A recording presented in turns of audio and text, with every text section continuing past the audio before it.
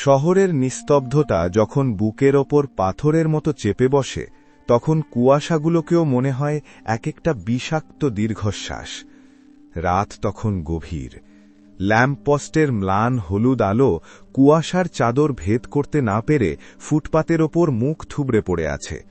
জনমানবহীন সেই রাস্তার এক কোণে পাথরের মূর্তির মতো বসেছিল নাইম। বয়সটা মাত্র ২৪, অথচ তার চোখের কোণে জমে থাকা কালচে দাগগুলো যেন ১ শতাব্দীর ক্লান্তি বহন করছে। তার উস্কো খুস্কো চুল আর ছিঁড়ে যাওয়া শার্টের হাতা জানান দিচ্ছিল সময়টা তার ওপর দিয়ে বড় নিষ্ঠুরভাবে বয়ে গেছে। নাইমের মনে পড়ে যাচ্ছিল তার ফেলে আসা দিনগুলোর কথা। শৈশবটা ছিল এক পশলা বৃষ্টির মতো স্নিগ্ধ। পাড়ার মসজিদে তার কণ্ঠের কুরআন তিলাওয়াত শোনার জন্য মুরব্বীরা থমকে দাঁড়াতেন। বাবার গর্বিত মুখ আর মায়ের দোয়া ছিল তার নিত্যদিনের পাথেয়। কিন্তু কলেজের রঙিন দুনিয়া তাকে এক অদ্ভুত মরীচিকার পেছনে ছুটিয়ে নিয়ে গেল। নতুন বন্ধু, আধুনিকতার নামে উচ্ছৃঙ্খল জীবন আর সময় হলে ঠিক হয়ে যাব, এই আত্মঘাতী অহংকার তাকে ধীরে ধীরে সিজদা থেকে দূরে সরিয়ে দিল। সে ভাবত জীবনটা তো কেবল শুরু, ধর্ম তো বুড়ো বয়সের কাজ। কিন্তু জীবন তাকে সেই সুযোগ দেয়নি। ব্যবসায় পুঁজি হারিয়ে আজ সে দেউলিয়া। বিশ্বস্ত বন্ধুটি আজ তার সবচেয়ে বড় প্রতারক। যাকে জীবনের চেয়েও বেশি ভালোবেসেছিল সেও আজ অন্য কারো ঘর সাজাতে ব্যস্ত। ঋণদাতার অপমান আর সমাজের অবজ্ঞায় নাইমের দেয়ালে পিঠ ঠেকে গেছে। আজ তার পকেটে এক মুঠো বিষ ছাড়া আর কিছুই অবশিষ্ট নেই। তার মনে হল এই অর্থহীন জীবন টেনে নেওয়ার চেয়ে স্বেচ্ছায় ইতি টেনে দেওয়াটাই অনেক বেশি সম্মানের। নাইম টলটলে পায়ে উঠে দাঁড়াল। গন্তব্য শহরের শেষ প্রান্তে বয়ে যাওয়া আদিগন্ত নদী। সেই নদীর কালো জল তাকে ইশারায় ডাকছে। ব্রিজের রেলিংয়ে হাত রেখে সে আকাশের দিকে তাকাল। মেঘলা আকাশে কোনো চাঁদ নেই, এক টুকরো আলোও নেই। সে বিড়বিড় করে বলল, হে আল্লাহ, যদি সত্যিই তোমার অস্তিত্ব থাকে তবে আমাকে আজ থামাও, আমাকে অন্তত একটা কারণ দাও বেঁচে থাকার। ঠিক সেই মুহূর্তে বাতাসের শোঁ শোঁ শব্দের মাঝে নদীর ওপার থেকে এক অলৌকিক সুর ভেসে এল। নদীর তীরে সেই জরাজীর্ণ পুরনো মসজিদ থেকে তাহাজ্জুদের শান্ত তিলাওয়াত ভেসে আসছে। ইমাম সাহেবের সেই কম্পিত কণ্ঠের গভীরতা নাইমের হৃৎপিণ্ডকে কাঁপিয়ে দিল। উচ্চারিত হল সেই অবিনাশী আয়াত, লা তাকনাতু মির রাহমাতিল্লাহ, তোমরা আল্লাহর রহমত থেকে নিরাশ হইও না। সূরা জুমার ৫৩।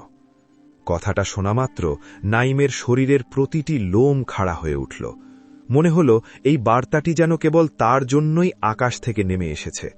সে থমকে গেল। হাতের মুঠোর বিষের শিশিটা অজান্তেই নদীর অতল গহ্বরে পড়ে গেল। এক অদৃশ্য টান তাকে মসজিদের দিকে টেনে নিয়ে চলল। মসজিদের ভিতরটা তখন মোমবাতির আলোর মতো শান্ত। এক কোণে শুভ্র দাড়ির এক বৃদ্ধ ইমাম সাহেব একাকী জায়নামাজে বসেছিলেন। নাইম টলটলে গিয়ে তার সামনে হাঁটু গেড়ে বসল। তার বাঁধভাঙা কাঁদনা দেখে ইমাম সাহেব অবাক হলেন না, বরং পরম মমতায় তার পিঠে হাত রাখলেন। নাইম হিক্কা তুলে কাঁদতে কাঁদতে তার জীবনের সব পাপ, সব ব্যর্থতা আর অন্ধকারের গল্পগুলো বলে গেল। সে বারবার বলছিল, হুজুর, আমার মতো পাপীকে কি আল্লাহ আর গ্রহণ করবেন? ইমাম সাহেব মৃদু হেসে বললেন, বাবা, শয়তানের সবচেয়ে বড় অস্ত্র হল মানুষকে এটা বিশ্বাস করানো যে তোমার ফেরার আর কোনো পথ নেই। কিন্তু তুমি জানো, আরশের মালিক আল্লাহ সবচেয়ে বেশি খুশি হন তখন যখন কোনো বান্দা হাজারো ভুলের বোঝা নিয়ে, ভাঙা হৃদয় নিয়ে বলে, মালিক, আমি ফিরে এসেছি। ভুল নিয়ে আসা তোমার কাজ, আর সেই ভুলকে বদলে দিয়ে সঠিক পথ দেখানো পরম করুণাময় আল্লাহর কাজ। তুমি আজ থেকে নতুন করে জন্মালে। সেদিন ফজরের আজানের সাথে সাথে নাইমের জীবনে এক নতুন সূর্যোদয় হল। সে তওবা করল, সে আর হার মানবে না। প্রথম কয়েকটা দিন ছিল ভীষণ সংগ্রামের। দীর্ঘদিনের অনভ্যাস, শয়তানের প্ররোচনা আর অভাব তাকে বারবার পিছু টানছিল। কিন্তু নাইম দমে যায়নি। প্রথম দিন সে শুধু ফজরের নামাজে গিয়েছিল। দ্বিতীয় দিন সে ৫ ওয়াক্তের শৃঙ্খলাবদ্ধ জীবনে নিজেকে সঁপে দিল। তৃতীয় সপ্তাহ যেতে না যেতেই সে ধুলো পড়া কোরআন শরীফটা বুক দিয়ে আগলে ধরল। পাড়া প্রতিবেশীরা হাসাহাসি করত, কেউ বলতো নাটক করছে, কেউ বলতো ব্যবসায় ধরা খেয়ে এখন তাসবি গুনছে। নাইম তাদের কথায় কান দিল না। সে বিনীতভাবে বলতো, ভাই, আমি তো ফল বদলাতে আসিনি, আমি আমার জীবনের দিশা বদলেছি। মাস 6 পর নাইম ছোট্ট একটি হালাল অনলাইন পণ্যের ব্যবসা শুরু করল। পুঁজি সামান্য, কিন্তু তার নিয়ত ছিল স্বচ্ছ। সে কোনো দালালি বা মিথ্যার আশ্রয় নিল না।